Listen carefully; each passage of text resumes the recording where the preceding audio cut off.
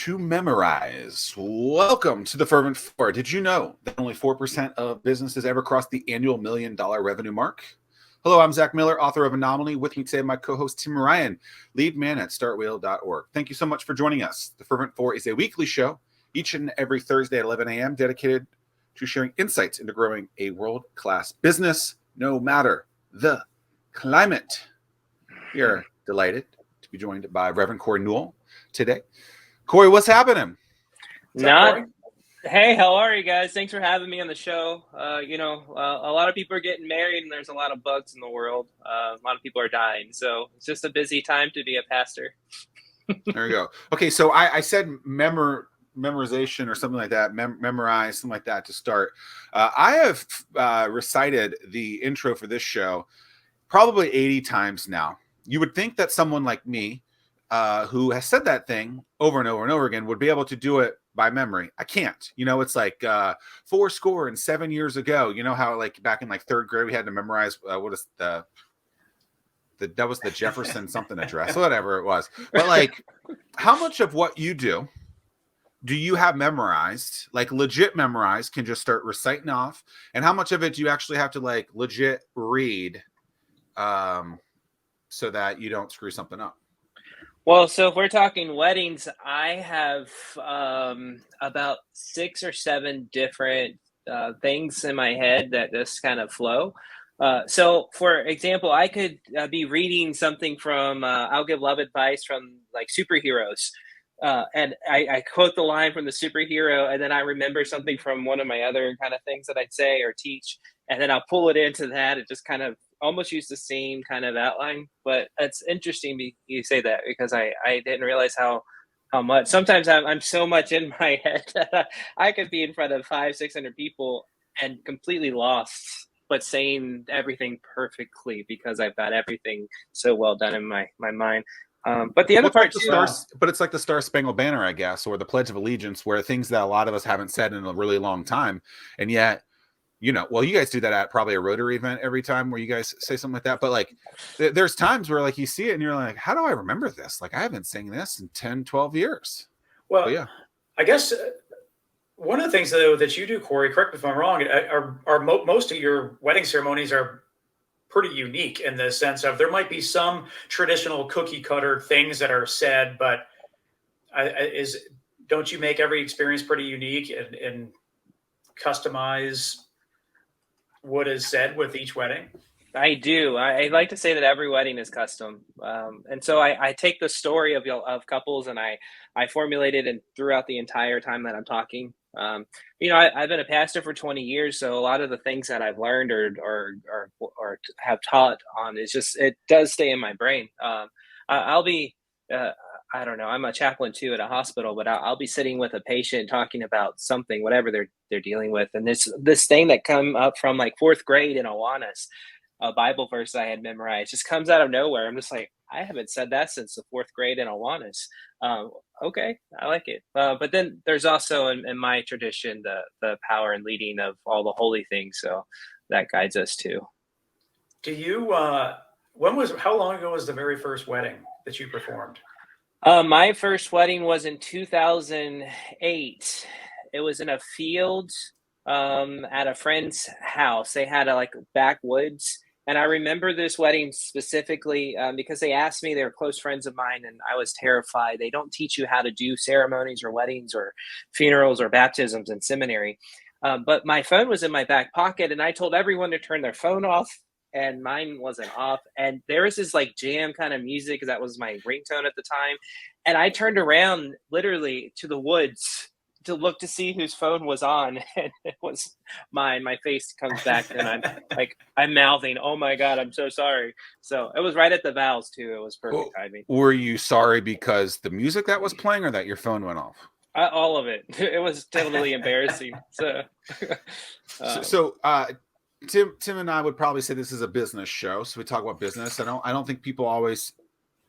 The first thing that people probably come to mind is, you know, a wedding ceremony being a business, but you have become the number one, the greatest, the GOAT of wedding ceremony ordainers, whatever the exact. I ordained my sister's wedding like 5 years ago. I was also nervous during that, probably because I was going to tell some ridiculous story there. But the business of weddings is interesting. It's in my opinion, and probably every father's out there, the most expensive day of their lives, which is absurd. I just think about how much money people spend on those things. But from you said you were scared to death of doing that first wedding and getting over that. Like, what did you do to process that, to get through it? Because now you've done thousands. I don't know if you have the exact number. Actually, what would be interesting is what's more, your amount of weddings that you've hosted, done the ceremonies for, or Tim's run streak? I wonder which one's higher. I don't know.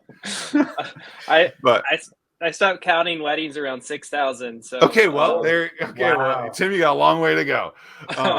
But how do you get over that? Because people are terrified of public speaking. This is a very intimate and important day for people. How do you kind of push through? I think my first year was terrifying. Like, I've purposely never been a platform type number one speaker for my church work. It's always been a secondary or back behind the stage.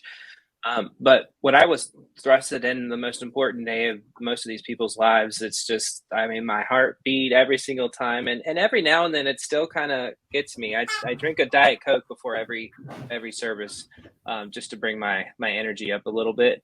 But you know, it's something I had to work through. I had to process my own feelings and then, you know, put those feelings to the side in my peripheral. So those feelings never leave. It's just, instead of being right here and terrified, it's just back here and a little bit, you know, and then I can work through and focus. But my goal in life is to make sure that this couple's love story is shared and that they have the best day ever. That's the whole point. And that literally I can show up within a minute and do my thing. But, you know, a professional live person, if you will, in the gig world, they are able, they're able to do things like that. And a professional chaplain, you know, we're trained decades and hours and all that to be able to do all the things that we do. So. Were you able? Did you know the day, like when it started getting easier, or that emotion, that feeling wasn't there the same way? I mean, was it the Diet Coke moment? Is that you started doing that? Like, were you able to personally, or like, could you recognize like internally, like, hey, like it's not as bad as it used to be, type of thing? I think when people started booking me, like, so when I started, I didn't start as a business. It was just with friends and doing it for friends. And then when I did it for that friend, 2 or 3 other friends kind of asked. And then eventually I mean, this business model kind of popped up. And so when I started charging people a lot of money, that's when I started getting really focused and harnessing the energy and where I would put all of my energy. And that really helped me focus, because someone's spending, I mean, I'm not the cheapest guy. I'm probably the most expensive officiant in the state of Virginia. I value that. And I want to make sure that I present a quality product. And if you ask what my product is, it's this couple's story and my presentation of that story, in addition to the Holy Sacrament. But that's what I present. So it's an interesting way to do that. But I put my my pastor pants on and said, you know, these people are going to pay me some money, and I have no elders or deacons to deal with. So this is going to be a great day. I'm my own worst enemy. How much preparation goes into each ceremony?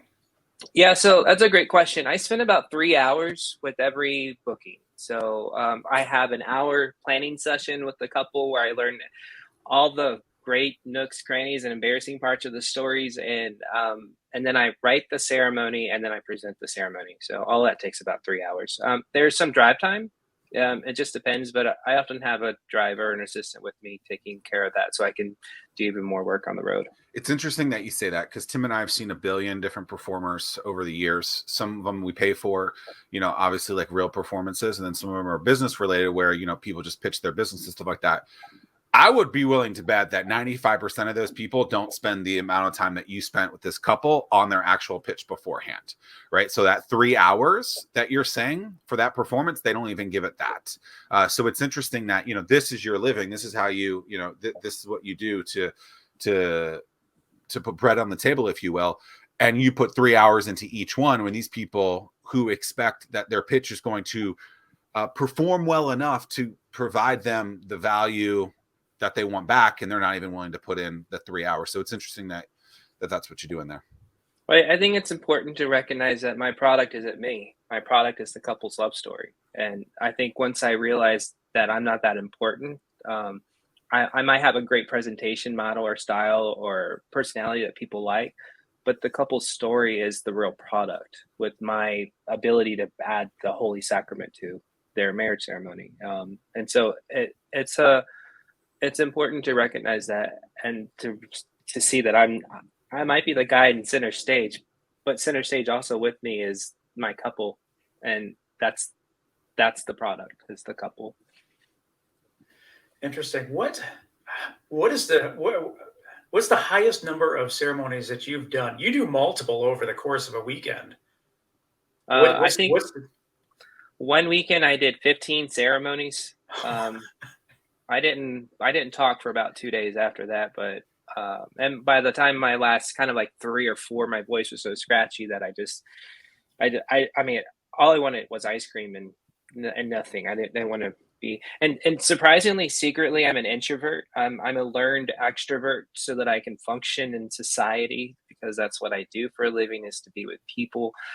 But I just shut my door, my office. I have French doors, and I just go away, put on some music, and read, and just find myself again, and eat a lot of ice cream. I mean, I'd like some ice cream right now, as you mentioned that. I mean, what's your favorite kind of ice cream? I don't know why I asked this question way more than I should have.